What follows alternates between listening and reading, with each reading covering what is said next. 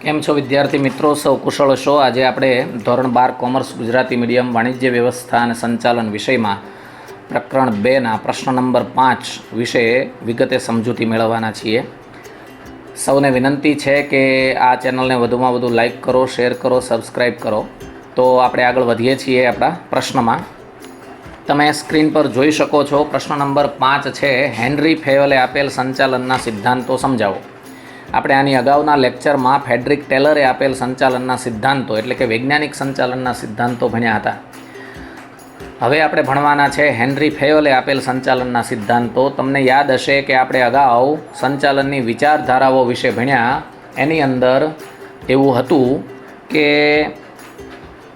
Frederick ટેલરે આપેલા સંચાલનના સિદ્ધાંતો વૈજ્ઞાનિક સંચાલનના સિદ્ધાંતો કહેવાય છે અને હેનરી ફેયોલે આપેલ સંચાલનના સિદ્ધાંતો સાર્વત્રિક સિદ્ધાંતો તરીકે ઓળખાય છે. એટલે આ પ્રશ્ન તમને ઉલટાવીને એમ પણ પૂછી શકે કે સાર્વત્રિક સંચાલનના સિદ્ધાંતો સમજાવો. તો બે રીતે આ પ્રશ્ન લખવાનો શક્ય બનાવવો પડે.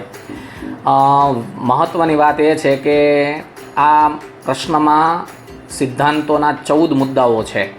એટલે આખો પ્રશ્ન બોર્ડમાં પૂછાવાની સંભાવના ઓછી છે 5 માર્કમાં, પરંતુ આના કોઈ સિદ્ધાંતને 3 માર્કમાં અથવા સિદ્ધાંતોને 3 માર્કમાં અથવા કોઈ 5 સિદ્ધાંતોને 5 માર્કમાં અથવા એક સિદ્ધાંતને 2 માર્કમાં એ રીતે પૂછી શકે.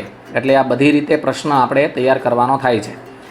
સૌથી પહેલાં આ પ્રશ્નમાં આપણે પ્રસ્તાવના પર નજર કરી લઈએ. અગાઉ આ પ્રસ્તાવના આપણે સમજેલા છીએ એટલે એમાં વધુ સમય આપતા નથી. સંચાલનના સિદ્ધાંતો સંચાલકો માટે માર્ગદર્શક ભૂમિકા ભજવે છે. હકીકતમાં આ સિદ્ધાંતો નિયમો નથી, માત્ર ધારણાઓ, રૂઢિઓ, અનુભવનો નિચોડ છે. આ સિદ્ધાંતો જુદી જુદી પરિસ્થિતિમાં મેળવેલા તારણો છે અને વ્યવહારુ સાબિત થયા છે. તેના અમલીકરણથી સચોટ પરિણામો પણ પ્રાપ્ત થયા છે. તો આ વાત થઈ સંચાલનના સિદ્ધાંતો અંગે આ પ્રશ્નની પ્રસ્તાવનાની. હવે આપણે સમજવાના છે હેનરી ફેયોલના પરિચય વિશે. આ પરિચય એકલો 3 માર્ક અથવા 2 માર્કમાં પૂછાઈ શકે. તો એના પરિચયના મુદ્દાઓ સૌથી પહેલાં આપણે જોઈ લઈએ તો તેઓ એક ફ્રેન્ચ એન્જિનિયર અને ઉદ્યોગપતિ હતા. આ પ્રશ્ન વિકલ્પમાં પણ પૂછાઈ શકે કે તેઓ શું હતા. બીજું, તેમણે 1916માં, યાદ રાખજો સાલ વિકલ્પમાં પૂછાય છે, 1916માં ઔદ્યોગિક અને સામાન્ય સંચાલન નામના પોતાના પુસ્તકમાં આ સિદ્ધાંતોનો ઉલ્લેખ કર્યો. તેમણે આપેલા સિદ્ધાંતો સંપૂર્ણપણે નવા હતા. એના કારણે થઈને આ સિદ્ધાંતો ખૂબ જ આવકાર્ય બન્યા, સ્વીકાર્ય બન્યા. એમનું માનવું હતું કે કોઈ પણ ઔદ્યોગિક એકમમાં સફળ થવા માટે માત્ર જ્ઞાન મહત્ત્વનું નથી, પરંતુ તે એકમના સ્વરૂપને અનુરૂપ કામગીરીની પદ્ધતિથી પણ વાકેફ હોવું જરૂરી છે. મતલબ એ નીકળે છે આ વાક્યનો કે સંચાલક તરીકે ઔદ્યોગિક જ્ઞાન અને ટેકનિકલ જ્ઞાન બંને હોવું જરૂરી છે, તો જ સફળ સંચાલક સાબિત થઈ શકાય. તેમણે 14 સિદ્ધાંતો આપ્યા અને સંચાલન ક્ષેત્રે ખૂબ જ ઉપયોગી સાબિત થયા. વધુમાં તેમણે જણાવ્યું કે આ સિદ્ધાંતો માત્ર માર્ગદર્શક સિદ્ધાંતો છે અને આ સિદ્ધાંતોની સફળતાનો આધાર સંચાલકોની કુશાગ્ર બુદ્ધિ પર રહેલો છે. અને કુશાગ્ર બુદ્ધિ એક શાણપણનું કામ છે. દરેક વ્યક્તિનું શાણપણ અલગ અલગ હોય એટલે દરેક વ્યક્તિ આ સિદ્ધાંત અલગ અલગ રીતે એપ્લાય કરી શકે. તો આટલી વિગત હેનરી ફેયોલ વિશે આપણે જાણ્યા પછી આપણે એને આપેલા સિદ્ધાંતોની યાદી જોઈ લઈએ. એકલી યાદી પણ 3 માર્કમાં તમને પૂછી શકે છે. એટલે એ રીતે પણ તમે આને યાદ કરવાનું રાખજો. તમે જોઈ શકો છો કે અહીંયા દરેક સિદ્ધાંતનો પહેલો ટૉપિક જે છે એને પહેલા અક્ષરને મેં અલગ રીતે બતાવ્યો છે. એની પાછળ સૂત્ર બનાવવાનો હેતુ છે અને અહીંયા સરસ એક સૂત્ર બનાવીને પણ આપ્યું છે. તો આપ એ સૂત્ર યાદ રાખીને બધા જ સિદ્ધાંતો યાદ રાખી શકો છો. છતાં પણ આપ આપની રીતે સૂત્ર તૈયાર કરી શકો છો. હવે આપણે 1 બાય 1 દરેક સિદ્ધાંતને સમજશું. સૌથી પહેલાં આપણે ભણીએ છીએ હેનરી ફેયોલે આપેલો શ્રમ વિભાજનનો સિદ્ધાંત. શ્રમ વિભાજન ન બોલવું હોય તો એને કાર્ય વિભાજનનો સિદ્ધાંત પણ કહી શકાય. આ સિદ્ધાંત એકલો પણ 2 માર્કમાં પૂછાઈ શકે. સંચાલનમાં કાર્યક્ષમતા વધારવા પર ભાર મૂકવામાં આવે છે. એનો મતલબ એ થયો કે વધુમાં વધુ કામ થવું જોઈએ એ સંચાલનનો આગ્રહ છે. કર્મચારી તથા સંચાલકોની કાર્યક્ષમતા વધારવા માટે આ શ્રમ વિભાજનનો સિદ્ધાંત જરૂરી બને છે. કારણ કે શ્રમ વિભાજનથી વિશિષ્ટીકરણ શક્ય બને. આપ સૌ સમજો છો કે બધા જ કામ એક વ્યક્તિ કરતો હોય તો એક વ્યક્તિ બધા કામમાં તૈયાર, હોશિયાર, બાહોશ ન હોય. પરિણામે યોગ્ય ન્યાય કામને મળતો નથી. પરંતુ જો અલગ અલગ કામ અલગ અલગ વ્યક્તિ વચ્ચે વહેંચી દેવામાં આવે તો અલગ અલગ વ્યક્તિની આવડત, હોશિયારી, બાહોશીનો લાભ એકમને મળે, એટલે કે એકમમાં વિશિષ્ટીકરણ શક્ય બને. જોકે શ્રમ વિભાજન સંચાલકો અને કારખાના બંને કક્ષાએ થવું જરૂરી છે. મતલબ કે ઉચ્ચ સપાટીથી માંડી તળ સપાટી સુધી શ્રમ વિભાજન જરૂરી છે. આપ સૌ જાણો છો કે આપ જે વિષયો ભણો છો એ વિષયોના પણ અલગ અલગ વિષયના અલગ અલગ શિક્ષક છે, પણ એક શ્રમ વિભાજન જ છે. તો એણે સૌથી પહેલાં સિદ્ધાંતમાં સમજાવ્યું છે કે કર્મચારીઓ વચ્ચે હોય, અધિકારીઓ વચ્ચે હોય કે સંચાલકો વચ્ચે હોય, પોતાની આવડત પ્રમાણે કાર્ય વિભાજન, શ્રમ વિભાજન થવું જોઈએ, તો વિશિષ્ટીકરણનો એકમને લાભ મળે. હવે આપણે વાત કરીએ છીએ સિદ્ધાંત નંબર 2, સત્તા અને જવાબદારીનો સિદ્ધાંત. પહેલા વાક્યમાં તમને કીધું છે કે સત્તા અને જવાબદારી એક સિક્કાની બે બાજુ છે.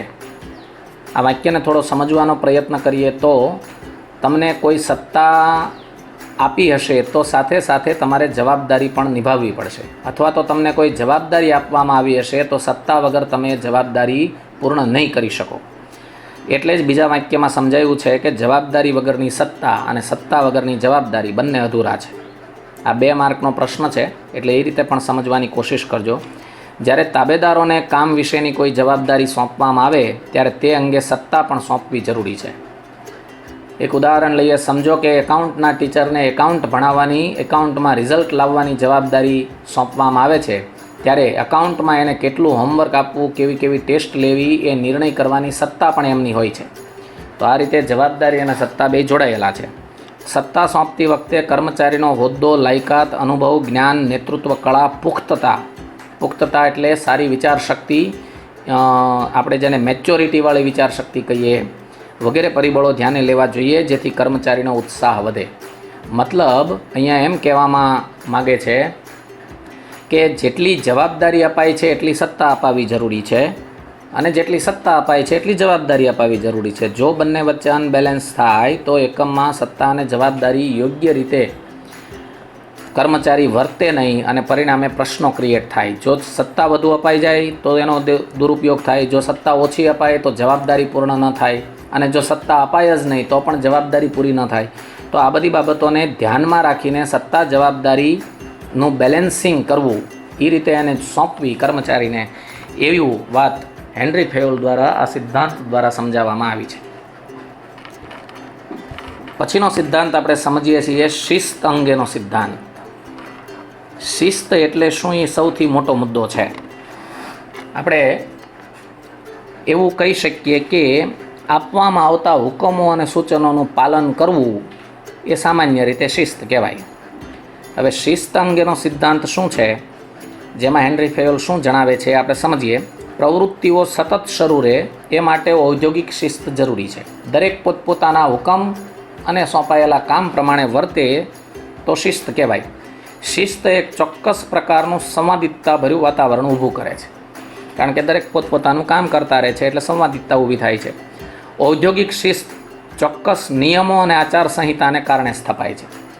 દરેક એકમની પોતાની આચારસંહિતા હોય છે, પોતાના નિયમો હોય છે, એના આધારે શિસ્ત બને છે. દાખલા તરીકે કાર્ય દરમિયાન ધૂમ્રપાન ન કરવું, પોતાને સોંપાયેલું જ કામ કરવું, અન્ય કામમાં દખલ ન કરવી, સમયસર આવવું અને સમયસર જવું, આવા બધા નિયમો છે, શિસ્ત માટે બનાવેલા નિયમો છે. આના પરિણામે એકમમાં એક અનુશાસન ઊભું થાય છે, એક વ્યવસ્થા ઊભી થાય છે.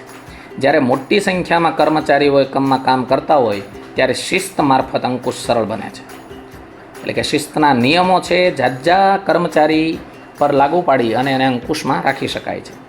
અને શિસ્ત મારફત એકમમાં એક એવું વાતાવરણ સર્જાય છે જેથી કર્મચારીનો કાર્ય પ્રત્યે આનંદ વધે છે.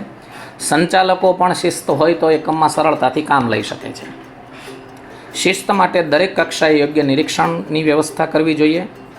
વળી શિસ્ત માટેના કરારો ન્યાયી હોવા જોઈએ અને શિસ્ત ભંગ બદલ વાજબી શિક્ષાનો અમલ પણ થવો જોઈએ. આ પણ એક શિસ્ત સાથે જોડાયેલી બાબતો છે. તો અહીંયા હેનરી ફેયોલ એવું કહેવા માંગે છે કે ઉચ્ચ સપાટીથી તળ સપાટી સુધી દરેક વચ્ચે એક શિસ્તનો માહોલ એકમમાં બનવો જોઈએ, તો એકમનું બધું જ કામ સાતત્યપૂર્ણ ચાલે. તો આ વાત થઈ શિસ્ત અંગેના સિદ્ધાંતની. હવે આપણે જોઈ રહ્યા છીએ સિદ્ધાંત નેક્સ્ટ, હુકમની એક વાક્યતાનો સિદ્ધાંત. અહીંયા એવું કહેવા માંગે છે કે એકમમાં અધિકારીઓ જાજા હોય અને એની નીચે કર્મચારીઓ ઘણા બધા હોય. આ બધા અધિકારીઓ પોતપોતાના હુકમ આપ્યા કરે અને કર્મચારી બધાના હુકમનું પાલન ન કરી શકે, કારણ કે આપણે સૌ જાણીએ છીએ કે એક સમયે એક હુકમનું પાલન થાય, એકથી વધુ હુકમનું પાલન ન થઈ શકે.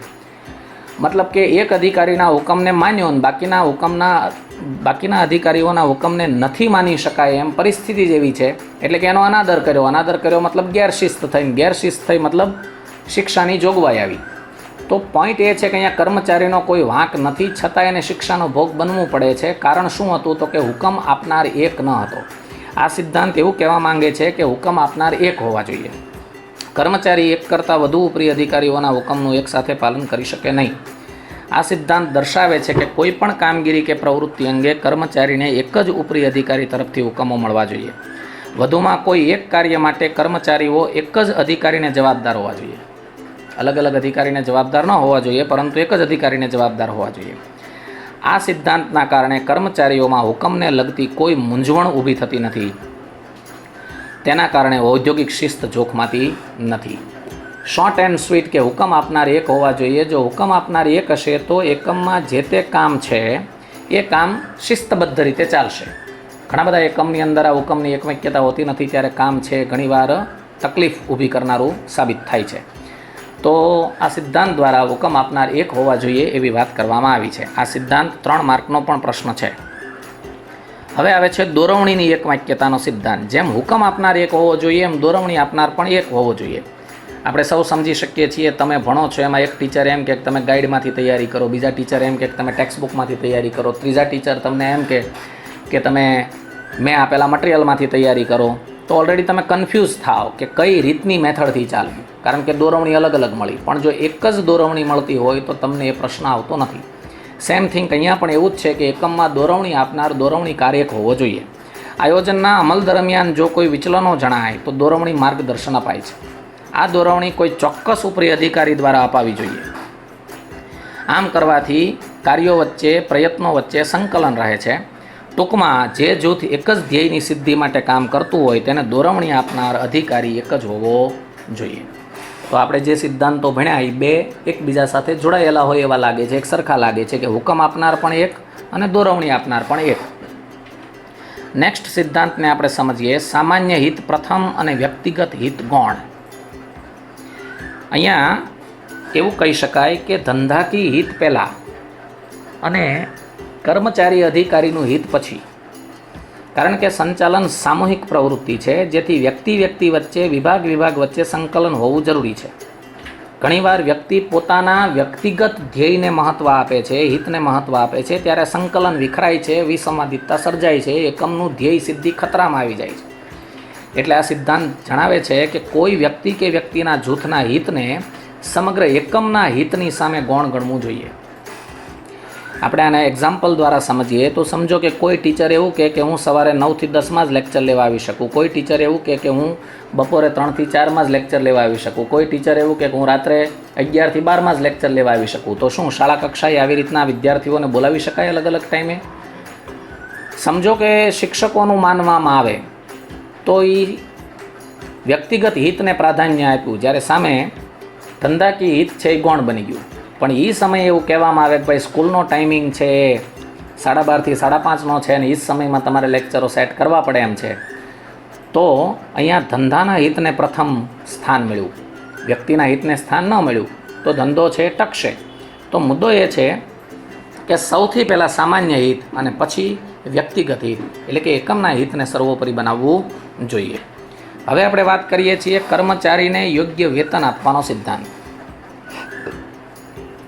આપણે ફેડરિક ટેલરના સિદ્ધાંતોમાં પણ ભણ્યા કે યોગ્ય વેતન મળવું જોઈએ. અહીંયા પણ એ જ વાત કરવામાં આવી છે કે કર્મચારી એકમમાં જે સેવા કે શ્રમ આપે છે એના બદલામાં એને વળતર જે મળે છે એ વેતન છે. આ સિદ્ધાંત મુજબ વેતન ન્યાયી હોવું જોઈએ. ઘણા ધંધાકીય એકમો છે જે અન્યાયી વેતન ચૂકવે છે, તો એવા સંજોગોમાં આ સિદ્ધાંત લાગુ પડે છે. આના કારણે કર્મચારીની જરૂરિયાતો સંતોષાય છે અને પરિણામે તે ઉત્સાહથી કાર્ય કરતો રહે છે. નિયમ અનુસાર વેતનની ચૂકવણીથી માલિક અને કર્મચારી વચ્ચેનો સંબંધ સારો રહે છે, સુદૃઢ બને છે. એકમમાં બધા જ કર્મચારી એક સરખી કાર્યક્ષમતાથી કામ કરતા હોતા નથી. આપણે સૌ જાણીએ છીએ કેટલાક કર્મચારીઓ કાર્યદક્ષતાથી કામ કરતા હોય તો એને કાર્યદક્ષતા પ્રમાણે બદલો મળવો જોઈએ. એની સામે કેટલાક કર્મચારીઓ ઓછા કાર્યદક્ષ હોય તો એને વેતન એ રીતે મળવું જોઈએ. આમ કરવાથી મજૂર ફેરબદલી દર ઘટે છે, કર્મચારીનો ઉત્સાહ વધે છે. કુશળ કારીગરો માટે બોનસ, નફાભાગ વગેરે પ્રોત્સાહક યોજનાઓ પણ અમલમાં મુકાવી જોઈએ. આના લીધે કર્મચારી છે એ ખૂબ ઉત્સાહથી કામ કરે છે, એકમને પોતાનું ગણીને કામ કરે છે અને એકમ છોડવાનું વિચારતો પણ નથી. તો આ સિદ્ધાંત દ્વારા હેનરી ફેયોલ એવું કહેવા માંગે છે કે કર્મચારીને યોગ્ય વેતન ચૂકવવું જોઈએ. એની કાર્યક્ષમતા અને કાર્યશૈલીને ધ્યાનમાં રાખીને વેતન ચૂકવવું જોઈએ. પછીનો સિદ્ધાંત છે કેન્દ્રીકરણનો સિદ્ધાંત. આ સિદ્ધાંત છે એકમના કદ પર આધારિત છે. જો એકમનું કદ મોટું હોય તો વિકેન્દ્રીકરણ કરવું પડે, એટલે કે સત્તા વહેંચવી પડે. જો એકમનું કદ નાનું હોય તો કેન્દ્રીકરણ કરવું પડે, એટલે કે સત્તા એક પાસે કેન્દ્રિત રાખવી પડે. ટૂંકમાં વ્યવસ્થા તંત્રના માળખાને સફળ બનાવવું હોય તો સત્તાનું કેન્દ્રીકરણ કે વિકેન્દ્રીકરણ જરૂરી છે. કર્મચારીની શક્તિનો શ્રેષ્ઠ ઉપયોગ કરવો હોય તો કેન્દ્રીકરણ, પણ મોટા કદના એકમમાં કેન્દ્રીકરણ ન ચાલે તો ત્યાં પછી વિકેન્દ્રીકરણ અપનાવવું પડે. આમ એકમના કદ પ્રમાણે કેન્દ્રીકરણ કે વિકેન્દ્રીકરણ સત્તાની બાબતમાં અપનાવવું એ અંગે પણ હેનરી ફેયોલ આગ્રહ રાખે છે. તો આ સિદ્ધાંત દ્વારા તે કઈ રીતે આગળ વધવું, કેન્દ્રીકરણ કે વિકેન્દ્રીકરણ, એ વાત સ્પષ્ટ કરે છે. પછીનો સિદ્ધાંત છે સત્તાની રૈખિક સાંકળ. આ સિદ્ધાંત દ્વારા હેનરી ફેયોલ એવું કહે છે કે ઉપરની સપાટીથી તળ સપાટી સુધી સત્તાની એક સાંકળ નક્કી થવી જોઈએ કે કોણ ઉપરી, એનો કોણ તાબેદાર, એ તાબેદારનો કોણ તાબેદાર, કોણ કોણ હુકમ આપશે, કોણ કોણ હુકમ માનશે, કોણ કોણ સમકક્ષ છે, એવી એક ગોઠવણ બનવી જોઈએ. આ સિદ્ધાંત સત્તાની ઉચ્ચ વહીવટી અધિકારીથી લઈ તળ સપાટીના કર્મચારી સુધી સાંકળ રચવા પર ભાર મૂકે છે. સત્તાની સાંકળ ઉચ્ચ સંચાલકોથી લઈ તળ સપાટી સુધી વણ તૂટેલી રહેવી જોઈએ, કારણ કે તો જ સંકલન જળવાશે. દરેક સપાટીને અનુસાર સત્તા જવાબદારીની વહેંચણી થવી જોઈએ. એકમમાં કામ કરતા કર્મચારીને ખ્યાલ હોવો જોઈએ કે પોતે કોનો તાબેદાર છે અને પોતાને કોણ તાબેદાર છે. મતલબ કે કોને જવાબદાર પોતે છે અને પોતાને કોણ જવાબદાર છે. આવી એક વ્યવસ્થા ગોઠવવામાં આવે છે, પરિણામે એક રૈખિક સાંકળ બને છે અને આ રૈખિક સાંકળ નીચેથી ઉપર તરફ વહન થતી હોય છે. તો આવી રીતના સત્તાની એક ગોઠવણ એક સાંકળ રૂપે થવી જોઈએ. નેક્સ્ટ સિદ્ધાંત આપણે સમજીએ વ્યવસ્થાનો સિદ્ધાંત. આ સિદ્ધાંત આપણી લાઈફ માટે પણ ઉપયોગી એવો સિદ્ધાંત છે. આપ સૌ જાણો છો કે આપનું સ્કૂલ બેગ છે એની અંદર પણ એક વ્યવસ્થા છે કે એક ખાનામાં તમે બધી નોટબુક્સ મૂકી હોય, એક ખાનું એવું હોય કે જેની અંદર તમે બધા પાઠ્યપુસ્તક મૂક્યા હોય, એક ખાનામાં તમે કંપાસ બોક્સ મૂક્યો હોય. આ શું દર્શાવે છે? વ્યવસ્થા. કારણ કે જ્યારે જે વસ્તુની જરૂર હોય ત્યારે એ જ ખાનું ખોલવું પડે, ખોટા ફાફા ન મારવા પડે. સેમ થિંગ અહીંયા પણ એવું જ કહેવામાં આવે છે કે એકમમાં બે સાધનો કામ કરે છે, એક માણસો અને એક માલ સામાન. તો માણસો છે એ પણ યોગ્ય જગ્યાએ હોવા જોઈએ અને માલ સામાન પણ યોગ્ય જગ્યાએ હોવા જોઈએ. તમે કોઈ ઓટો ગેરેજ જોઈ હશે, એની અંદર તમે જોયું હશે કે એક બોર્ડ બનાવેલું હોય, એમાં અલગ અલગ પાના ગોઠવેલા હોય. એ શા માટે ભાઈ ગોઠવીને રાખે છે? તો કે વ્યવસ્થાનો સિદ્ધાંત છે. જ્યારે પણ જેની જરૂર પડે ત્યારે તરત મળી આવે. આપણા ઘરના કિચનમાં પણ નીચે જે ડોર બનાવેલા હોય એમાં પણ અલગ અલગ ખાના મૂકેલા હોય અને એવા ખાનાની અંદર પણ અલગ અલગ વસ્તુ સેટ કરેલી હોય. રોજ એમાં ગોઠવાતી હોય. શું છે? તો કે વ્યવસ્થાનો સિદ્ધાંત છે. ટૂંકમાં આ સિદ્ધાંત બે બાબતો પર ભાર મૂકે છે: માલ સામાનની વ્યવસ્થા અને સામાજિક વ્યવસ્થા. માલ સામાનની દરેક વસ્તુ તેના યોગ્ય સ્થાને હોવી જોઈએ. એવી જ રીતે યોગ્ય લાયકાત, કૌશલ્ય ધરાવતા કર્મચારીને તેના યોગ્ય સ્થાને મૂકવો જોઈએ. હવે વાત કરીએ છીએ આપણે સમાનતાના સિદ્ધાંતની. કર્મચારી સંચાલનનો એક ભાગ છે અને એકમમાં ઘણા બધા કર્મચારીઓ કામ કરે છે. કર્મચારી જીવંત વ્યક્તિ છે, એની પાસેથી કામ લેવા માટે ઘણીવાર અવૈધિક રીતે વ્યવહારુ અભિગમ અપનાવવો પડે. હવે આવો અભિગમ અપનાવતી વખતે કર્મચારી સાથે ન્યાયપૂર્ણ અને સમાનતાથી વર્તવું જોઈએ. આ માટે જરૂર પડે તો વૈધિક કે રૂઢિગત વલણના બદલે અવૈધિક વલણ પણ દાખવવું પડે. હા, અહીંયા ધ્યાન એ રાખવાનું છે કે દરેક કર્મચારી માટે આ વલણ અખત્યાર કરવું પડે. અમુક કર્મચારી માટે અપનાવો અને અમુક કર્મચારી માટે ન અપનાવો તો એકમમાં સમાનતા આવશે નહીં. અને જેવી અસમાનતા ઊભી થાય, મતલબ એકમમાં વિવિધ પ્રશ્નો ઊભા થાય, ધ્યેય સિદ્ધિમાં ગૂંચવણ ઊભી થાય. તો સમાનતાનો સિદ્ધાંત સૂચવે છે કે એકમમાં કામ કરતા દરેક કર્મચારી પ્રત્યે સંચાલકોનું વર્તન સમાનતાભર્યું હોવું જોઈએ. તો જ કર્મચારીઓનું સંચાલકો પ્રત્યેનું વર્તન વફાદારી વાળું હશે. તો ન્યાયી વલણ, સમાનતાવાળું વલણ એકમમાં રાખવું, એ વાત આ સિદ્ધાંત દ્વારા સ્પષ્ટ થાય છે. પછીનો સિદ્ધાંત છે સ્થિર કર્મચારી ગણનો સિદ્ધાંત. મતલબ એવું કહેવા માંગે છે આ સિદ્ધાંત કે એકમમાં જે કર્મચારીની તમે નિમણૂક કરો છો એને કાયમી ટકાવી રાખો, કારણ કે કાયમી અને સ્થિર કર્મચારી એકમની મૂડી છે. કોઈ એક એકમમાં લાંબો સમય કર્મચારી ટકી રહેવાથી કર્મચારીનો વિકાસ થાય અને એકમને ધ્યેય સિદ્ધિમાં ઘણો બધો ફાળો મળે છે. લાંબા સમય સુધી કર્મચારી એકમમાં રહેતા હોવાથી અધ્યયન વક્રની અસરને લીધે ઉત્પાદકતા વધે છે. અધ્યયન વક્ર મતલબ એકમમાંથી કન્ટિન્યુટી હોવાને કારણે થઈને એકમના માહોલથી માહિતગાર થતા રહેવું. પરિણામે એ વ્યક્તિમાં એક એવી ભાવના વિકસે છે કે એકમ પ્રત્યે સંનિષ્ઠ બનતો જાય છે, એટલે એની ઉત્પાદકતા વધે છે અને મજૂર ફેરબદલી દર ઘટે છે. કર્મચારી જો કાયમી હોય તો બઢતી બદલી જેવી વ્યવસ્થા પણ એની માટે કરવી જોઈએ. તો આ બાબત છે સ્થિર કર્મચારી ગણનો સિદ્ધાંત. ટૂંકમાં કહેવા એમ માંગે છે કે સ્થિર કર્મચારીઓ એકમને લાભ કરાવી આપે છે. હવે આપણે ભણી રહ્યા છીએ પહેલ વૃત્તિનો સિદ્ધાંત.